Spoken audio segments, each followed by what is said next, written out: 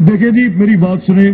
मैं honourable member से request करूंगा, आप सख्त, एक सेकंड खालिद, आप सख्त से सख्त बात इस हद तक कि नाकाबिले बर्दाश्त हद तक बात भी कह रहे होते हैं, और मैं इनसे कह रहा होता हूं सुने, अब आप में भी ये हौसला होना चाहिए कि जो तनकीद वो करें, it has to come back, ऐसे नहीं हो सकता, it has to come both वे।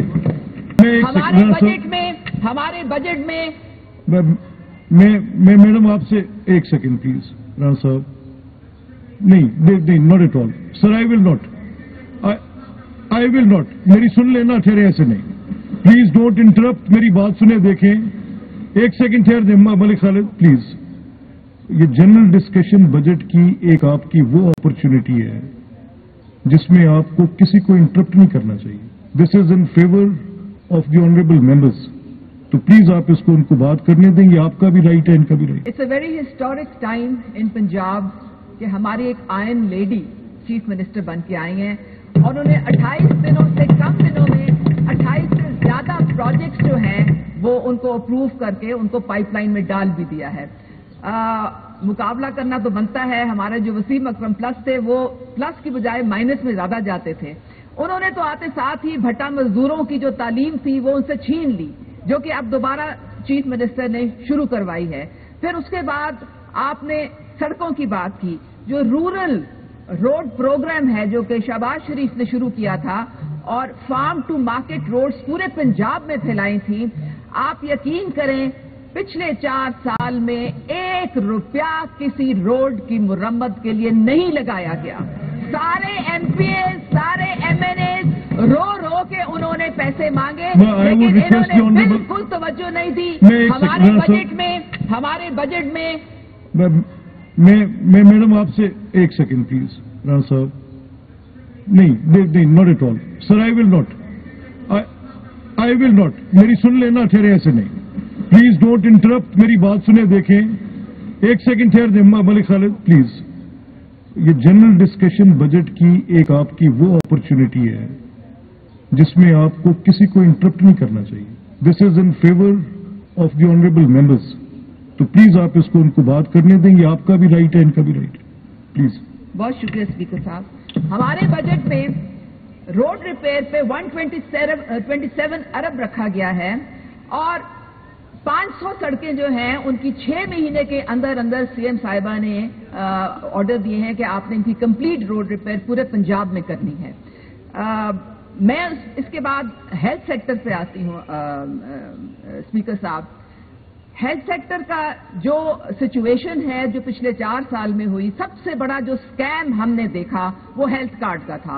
हमारी public accounts committee national assembly में जब उनकी ऑडिटिंग और अकाउंट किया तो 60 अरब का टीका कौमी खजाने को लगा। हमारे जो अस्पताल, सरकारी अस्पताल थे, उनका सत्यानाश फिर गया।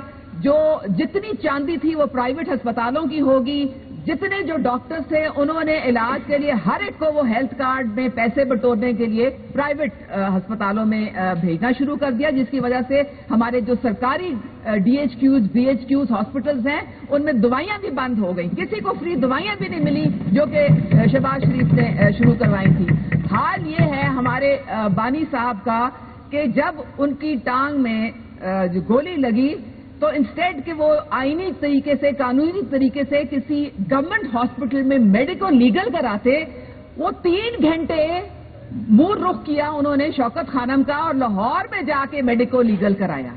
तो ये इनका हाल है। कल हमारी ऑपोजिशन कह रही थी कि ये अगर जितने मिनिस्टरान हैं और जितने ट्रेजरी बेंचेस हैं ये अगर सरकारी अस्पताल में इलाज कराएंगे तो बेहतरी आएगी।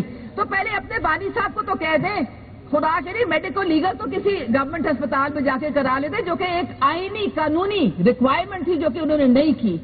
तो आपका फिर शायद कोई हेल्थ का सिस्टम अब इंशाअल्लाह ताला पीकेएलआई का मैं आपको मिसाल देना चाहती हूँ। स्पीकर साहब, देखिए जी, मेरी बात सुने, मैं ऑनरेबल मेंबर से रिक्वेस्ट करूंगा, आप सख्त, एक सेकंड खालिद, आप सख्त से सख्त बात इस हद तक कि नाकाबिले बर्दाश्त हद तक बात भी कह रहे होते हैं, और मैं इनसे कह रहा होता हूं सुने, अब आप में भी ये हौसला होना चाहिए कि जो तनकीद वो करें, it has to come back, ऐसे नहीं हो सकता, it has to come in both way. Please carry on. Thank you ji. Speaker साहब, PKLI का मैं जरूर जिक्र करना चाहूंगी। State of the art hospital बनाया गया था मुस्लिम लीग नून की हुकूमत में, जिसका सत्यानाश फेर दिया गया। उसको उन्होंने इस तरीके से नेशनलाइज करने की कोशिश की कि वो सब डॉक्टर भी चले गए वहां छोड़ के, और बिल्कुल उसका जो परफॉर्मेंस थी वहां पे जीरो पे आके खड़ी हो गई। आप इसके बाद स्पीकर साहब मैं कुछ बात करना चाहूंगी कि जो हेलीकॉप्टर अभी एयर एम्बुलेंस का वादा किया था, सीएम साहिबा ने अपना हेलीकॉप्टर जो है वो इससे मरीजों को लाने के लिए दे दिया है। इसके बरक्स आप देखें कि एक हेलीकॉप्टर रोजाना उड़ता था बनीगाला से और लैंड होता था पीएम हाउस में, और उस पे कौमी खजाने से 3 साल में 4 अरब रुपए टैक्स पेयर के लगे, और उसका जो 2.5 लाख का खर्चा था उसका रनिंग का 1 घंटे का। फर्क साफ जाहिर है स्पीकर साहब, फर्क साफ जाहिर है। और किसानों की बात करते हैं स्पीकर साहब, मैं पोडा की मिसाल दूंगी, जो इन्होंने एक सिटी बनाई और जो माफियास को इन्होंने आगे से वहां पे खड़ा कर दिया। किसानों का इतना इन्होंने इस्तेहसाल किया, किसानों को पुलिस से इन्होंने डंडे पड़वाए, उनकी जबरदस्ती जमीनें छीनी, ये इन्होंने किसानों के साथ हाल किया था। आज आप देखें वो क्या जो ज़रई जमीन है उसका सत्यानाश फेर दिया इन्होंने वहां पे। अब आप आ जाएं, मैं एक बहुत इंपॉर्टेंट नुक्ता है हमारे बजट में, वो है लोकल गवर्नमेंट के ऊपर जो मुख्तस किया गया है 127 अरब। स्पीकर साहब, 4 साल गुजर गए, कानून नहीं बना सके लोकल गवर्नमेंट का, वही कभी इधर से उधर से उधर, कोई इलेक्शन नहीं करा सके। एज अ रिजल्ट पंजाब में जो लोगों ने परेशानियां उठाई हैं, आप ग्रास रूट लेवल पे जाके देख लें, ना उनके पास स्ट्रीट लाइट्स हैं, ना उनका सीवरेज का कोई मसला हल हुआ है, ना उनकी जो सफाई का मसला कोई हल हुआ है, इसलिए कोई लोकल गवर्नमेंट ही नहीं है। अब हमारी गवर्नमेंट है, हमारी सीएम साहिबा है, वो इज कमिटेड, और उन्होंने इतनी खतीर रकम इसलिए रखी है कि हमने लोकल गवर्नमेंट को आगे लेके बढ़ना है, उसके बगैर नहीं हम आवाम को रिलीफ दे सकते ग्रास रूट लेवल पे। स्पीकर साहब, फिर मैं इसके अलावा बात करना चाहूंगी कि जो सड़कें जो थी और तो कहीं नहीं बनी, लेकिन एक हमारी डिफेक्टो चीफ मिनिस्टर थी, उनका नाम था फराह गोगी। आप जरा उनके गांव जाके देखें, पेरिस जैसी सड़कें बनी है वहां पे, सारा फंड, सारा पैसा, ना वो कोई पब्लिक उनके पास ऑफिस नहीं था, सारा पैसा उन्होंने जाके अपने विलेज में लगाया, और बकाया जो रह गया था वो पोस्टिंग और ट्रांसफर में उन्होंने सारा मनी लॉन्डर करके बाहर ले गई, और अब वो खुद भी भगौड़ी हैं और उनके मियां भी भगौड़े हैं, सब इश्तेहारी हैं, और कौम का पैसा लूट के सब बाहर ले गए। तो ये हमारी कारकर्दगी थी जो पिछले 4 साल में हमने देखी। स्पीकर साहब, और इसके अलावा मैं अब थोड़ी सी 1-2 बातें करना चाहूंगी खवातीन के हवाले से। जस्ट 2 पॉइंट्स कि वायलेंस अगेंस्ट वुमेन का सेंटर, मेरी एक और यहाँ पे मेंबर ने भी बात की थी कि जो मुल्तान में स्टेट ऑफ द आर्ट हमारा वायलेंस अगेंस्ट वुमेन सेंटर है, उसको रेप्लिकेट करना बहुत जरूरी है।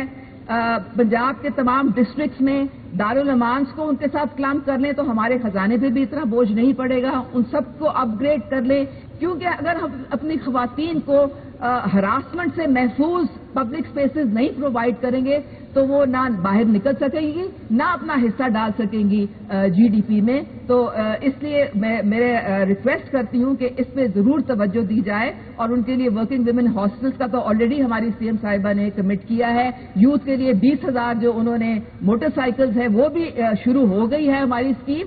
वो शी वॉक्स द टॉक, वो सिर्फ बातें नहीं करती, वो जो कहती हैं वो करके भी दिखाती हैं, और इंशाअल्लाह ताला आप देखेंगे कि उनकी स्पीड काम करने की जो है ना, ये उससे इनके जो चीफ मिनिस्टर थे कभी उसका ख्वाब में भी उन्होंने सोचा नहीं होगा। एक आखिरी शेर और मैं खत्म करती हूँ स्पीकर साहब, वतन के जानिसार हैं, वतन के काम आएंगे, हम इस ज़मीं को एक रोज आसमां बनाएंगे। बहुत शुक्रिया।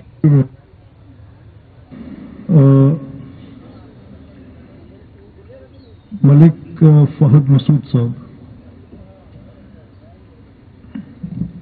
बिस्मिल्लाहिर्रहमानिर्रहीम। शुक्रिया स्पीकर साहब आपका।